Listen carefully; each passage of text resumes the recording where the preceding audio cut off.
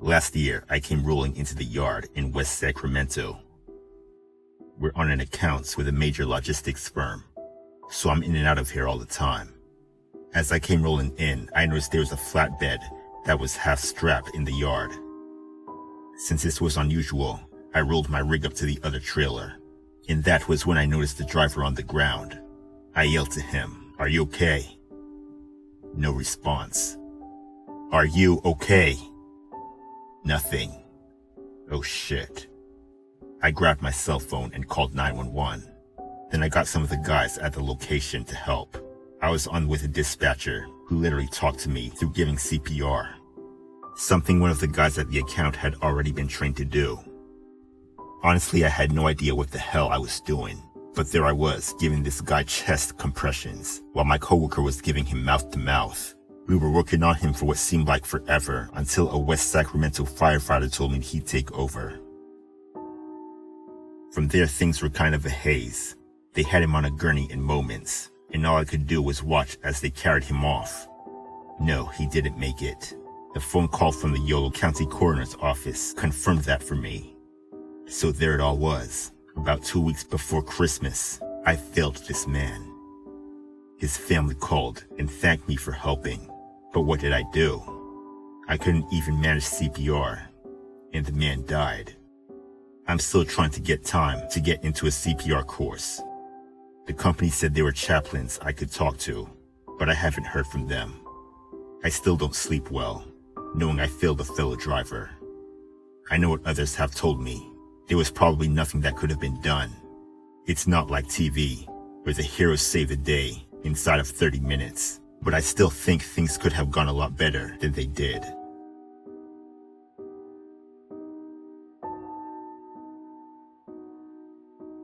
A couple weeks ago, this gentleman who helped me during this incident was hospitalized at UC Davis Medical Center. Joe Friedman became a good friend, and we worked well together over time. He was diligent, honest, and above all, he was kind. He was the sort of man you would want to be around, because ultimately, he represented the best in all of us. He was discharged after a couple days. I'd gone in to see him on the Monday prior to his release, and he was looking well, but still not 100%. I urged him to heal up. The work would still be there. By Thursday, he had died. Curiously, he died of a heart attack.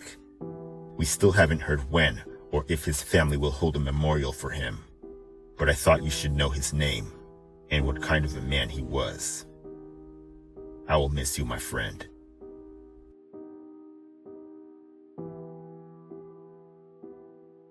I'm not a trucker, but I was on I-5 traveling south getting ready to pass over the mountains just a few miles north of the way station at around 3 a.m., driving my Corvette. It was very foggy with rain. Visibility was terrible. I went around a hairpin corner, and standing in the middle of my lane was a woman with the most dreadful look on her face. I will never forget it. Luckily, I missed hitting her by inches, as she would have went through my windshield. I started panicking because there was 2 semi-trucks behind me, one in each lane, and I knew this woman was not going to get out of the road. She didn't even flinch when I nearly hit her going 70 miles per hour. The corner was Trout Creek, so I couldn't get out of my car to help her because it was way too dangerous. I called 911 and left the scene. 2 weeks later, the Oregon State Patrol called me, questioning me about what kind of truck I was driving. And I asked if this was about the woman on the highway, and they said she was killed during my 911 call. The woman had escaped from a mental hospital. The way station was closed, and the trucker that ran her over didn't stop.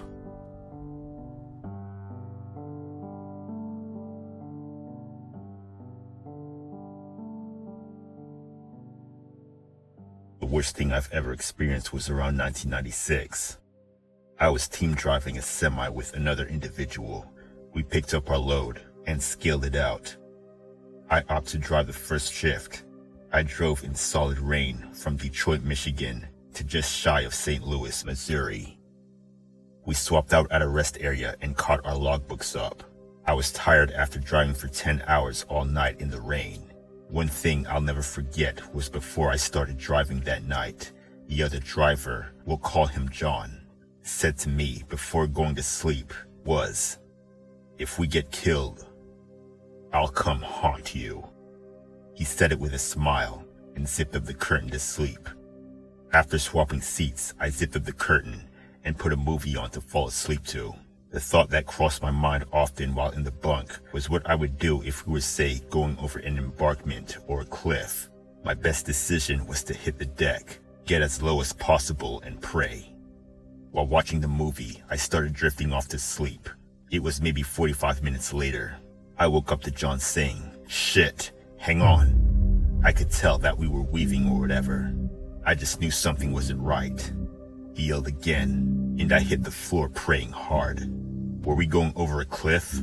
I couldn't see up front, because the curtain was zipped closed. The next thing I felt was the entire truck vibrating for a split second. I could tell that it was a violent impact. The strange thing is that there was absolutely no loss of forward momentum from the impact. We were near full gross vehicle weight of 80,000 pounds. I'll never forget that sound and feeling as long as I live. Right after the impact, it happened so fast. I didn't even know what had happened. We had slid on wet pavement, went airborne in the median and into oncoming traffic west of St. Louis on 5544 just west of a way station. After hitting a vehicle head-on, our semi had flipped over and was now facing to the east. Suddenly everything was quiet. I was in shock. John asked if I was okay. I said, "Yeah, let's just get out of here. I smell smoke." I had sat on the passenger side of the floor during the wreck. Now the roof was a door for me to crawl through on my right. John soon followed behind me. There I was, standing in my socks on a wet highway mixed with diesel fuel. Smoke was coming from the hood that was barely recognizable. I wasn't even awake enough to comprehend what had just happened and was in shock as well. I remember people running to the white pickup truck that we had hit head-on with fire extinguishers. It was like I was in a dream. I couldn't comprehend what was going on. I remember shivering and blood coming from my hand and mouth.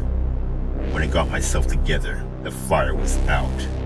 The next thing I remember was an ambulance attendant talking to someone on the passenger side of the white truck. I could tell she was consoling the person. I saw her mouth the words, "I know," with a compassionate face. The next thing I know, John and I were in an ambulance, headed for the hospital. I was looking out of the back doors through the windows as we were pulling away. I started crying uncontrollably, trying to imagine the fear that the people in the white pickup must have felt, seeing this semi coming right at them. I purposely left out a few gory details that nobody should ever have to see or even hear about. When we got to the hospital, I learned that all three in the truck hadn't made it. A man and his wife, and their 4-year-old daughter. I felt the same kind of guilt as the gentleman who mentioned giving CPR to the driver on the ground. Why did I survive a horrific accident that killed 3 people? I'll never forget the smell that morning, standing in diesel fuel mixed with rain and the smoke. As it turned out, that stretch of highway was named Blood Alley because of the deep grooves left in the road. It was the site of many accidents. Many months later, I drove through that spot and saw that they had patched that stretch of highway. Wish it could have been done sooner. It was very painful to bring this up after all these years, but it serves as a reminder to give driving 100% of your focus, especially now with people texting, eating, reading while driving. For God's sake, don't ever take even a small trip for granted.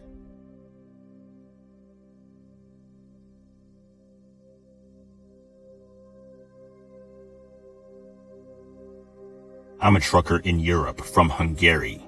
Crossing the channel from the continents to UK is scary.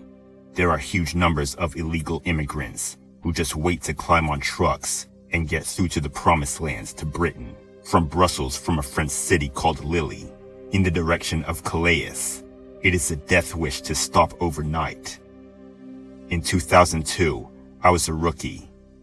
I timed out and stopped overnight for a break near Brussels. The next morning, I checked in to take the Channel Tunnel train near Calais.